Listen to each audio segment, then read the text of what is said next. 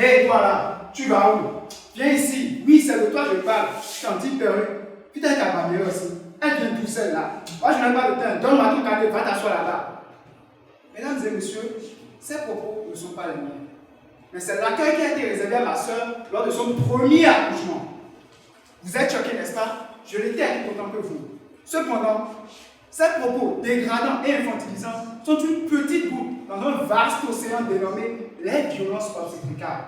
Mais qu'est-ce que c'est? Les violences obstétricales, ce sont des comportements, des gestes, des propos, des pratiques médicales orchestrées par les professionnels de santé ou le système de santé et qui portent atteinte à l'intégrité physique et psychique de la femme pendant la grossesse, l'accouchement et même après l'accouchement.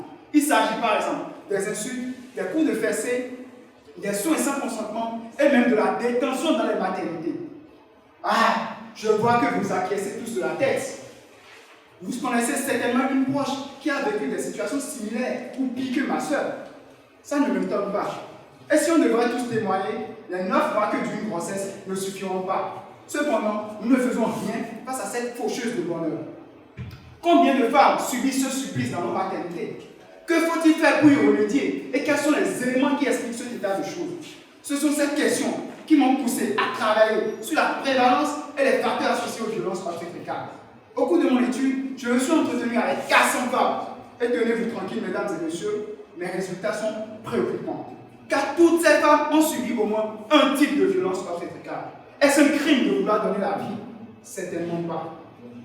J'ai poussé donc plus loin mes analyses et je me suis rendu compte que les primipares, c'est-à-dire les femmes qui accouchent pour la première fois, ainsi que celles qui ont réalisé moins de 4 consultations prénatales, subissent plus de violences obstétricales que les autres. Il faut agir, car le premier accouchement marque. Et on dit souvent que l'accouchement, c'est le seul rendez-vous à l'aveugle où vous êtes sûr de rencontrer l'amour de votre vie. Ce rendez-vous se doit donc être parfait, idéal, impeccable et même mielleux. Et pour cela, j'ai proposé une stratégie. Il s'agit de la rédaction d'un projet de naissance, ce qui demandera une collaboration certaine entre les professionnels de santé et les femmes. Je compte aller plus loin que cette proposition.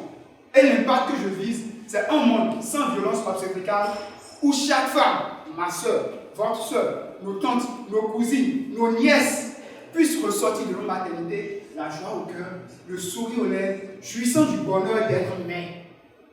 Car, ne l'oublions pas, l'accouchement est avant toute chose un moment de bonheur, de jouissance et non de drame. Je vous remercie.